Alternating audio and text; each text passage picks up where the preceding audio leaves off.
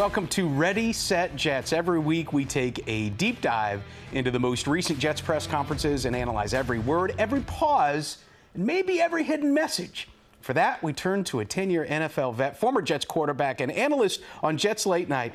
Jay Fiedler is joining us. You got your sleuthing hat on today, man. We've got some really good ones to talk about. I'm working on it, yes. There has been a lot of talk this week over the concern over the Rodgers to Garrett Wilson connection. I mean, high expectations clearly have not yet been realized. So when Rodgers was asked about figuring out how to get Wilson going, here was his response.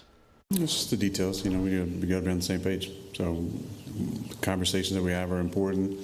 Me seeing the game through his eyes, him seeing the game through my eyes, and just going out there and executing. I don't think it's big changes. Things are close, and one of these weeks we'll put it all together. You know what's crazy is Wilson's biggest week was actually week 1, 6 catches and 60 yards, and it's kind of gone downhill pretty much ever since. Are there ways that a quarterback and a receiver can speed up that learning process? Well, yeah, certainly. There are a lot of ways that you could help get on the same page. Out in practice, talking to each other after plays. Before plays. What are we looking at? What are we seeing? What adjustments are we going to make versus different types of looks? And then reviewing that on film. Seeing the practice tape, reviewing that together. Seeing the game tape, reviewing that, and a lot of times when offenses meet throughout the week, the quarterbacks will be in one room, the running backs will be in another room, the receivers will be in another room, and then you start to kind of get come together by position groups and then as a whole offensive unit. So the more time that they could get in the film room together talking through it, whether it's during the prepared meeting times or after practice, just them two deciding to dive into the tape. That's something that goes on all the time, and that'll help speed the process up a little bit more. So maybe this was built up by listen, in the New York media, we love to kind of build something out even if something isn't there. So I feel like this Jets team has this idea that the New York media is taking things out of context. So you can understand why they're a little bit more hesitant and being a lot more careful with their words. As a matter of fact, that's exactly what happened, I feel like, when Coach Saleh was asked about this Rodgers to Wilson connection. They'll get on the same page. Obviously, there's different coverages that are being run, but they'll find a way to sync up. He did say that he has a different route tree than in the last couple of years. So, is that just a shift in the offense, or is that because he's got different receivers this year, or why is that? I'm not going to address it, guys. Short answers always leave the most up for interpretation, man. So from what you heard there, could you clarify what you think Saleh meant there?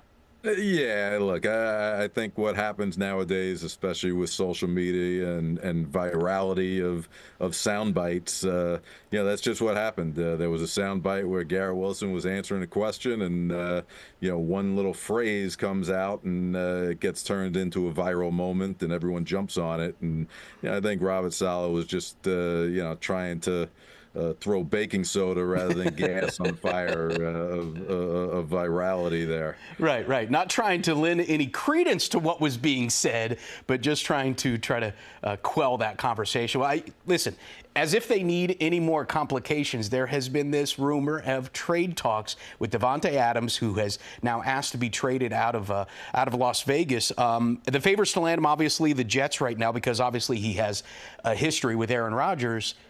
Let's hear how Aaron kind of tiptoes around that. I don't know how much I can say about it. There's tampering. But I still have a close friendship with him. We spend time in the offseason together.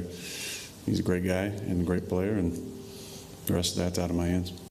And by the way, just this morning, Adams posted a cryptic photo on Instagram of Edgar Allan Poe. And I think everybody knows that Edgar Allan Poe was a huge Jets fan back in the 1800s. It could mean the Ravens. It could mean the Ravens nevermore. So are you intrigued at all by this mystery of Davante Adams? Yeah, I'm intrigued that I never knew that Edgar Allan Poe was a Jets fan. Huge Jets fan, even before Jets were created. Yeah, but look, everyone's speculating right now. Since the reports came out that the Raiders are open to trading Davante, he's certainly still one of the elite receivers in the NFL, and there are a number of teams that will be vying for him, and Jets being one of them. Certainly the connection with him and Rodgers, goes back a long ways, and would be a welcome sight to a lot of New York Jets fans, I'm sure. I mean, you can't go wrong if you add more weapons. We are going to be diving into a more direct assessment of the sound bites regarding the Jets, and maybe I'll get my historical radar tweaked a little bit, and their Jets are getting ready to face Minnesota. That is next on Ready, Set, Jets. Welcome back to Ready, Set, Jets. We're breaking down what the players and the coaches really mean in the sound bites. This week, the Jets are in London facing a Vikings team and facing one of, if not the best receiver in the NFL in Justin Jefferson. Here's Coach Saleh's assessment of Jefferson. He's elite in every sense of the word. Elite off the ball, elite separator, elite at the catch point.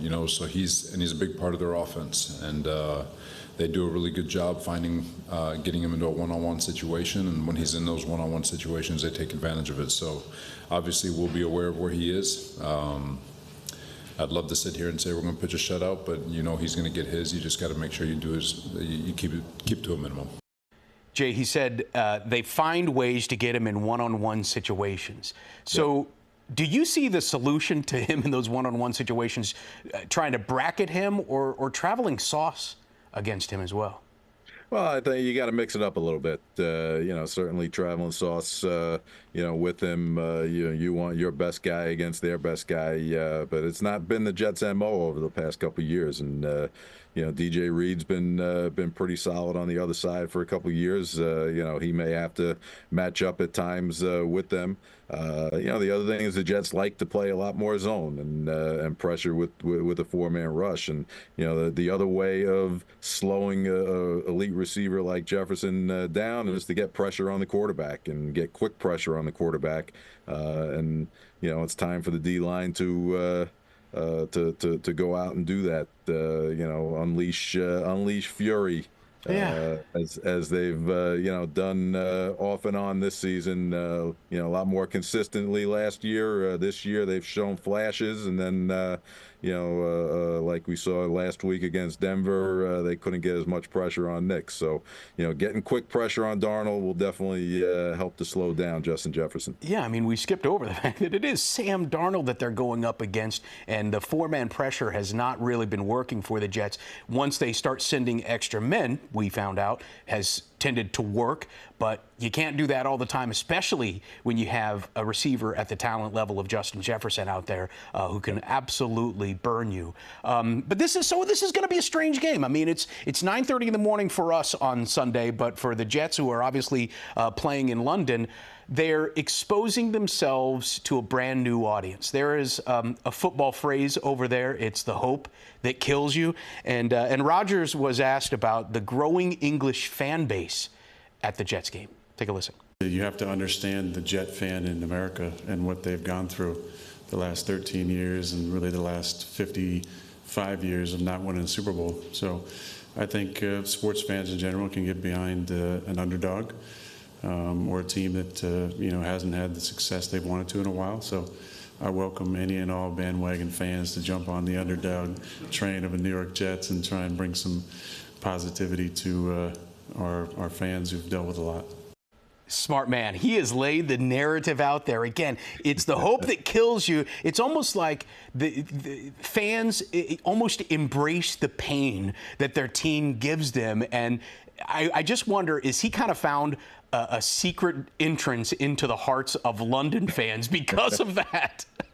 Well, we'll see. I think out in London they've been craving football, and they've seen some good games out there, and this will be the first chance to really see the New York Jets live, and it'll be a good opportunity to introduce them to Gang Green, and let's go out there, eat some fish and chips, and come away with a win. Yeah, I was going to say, I mean, there does seem to be something about being able to cheer for an underdog.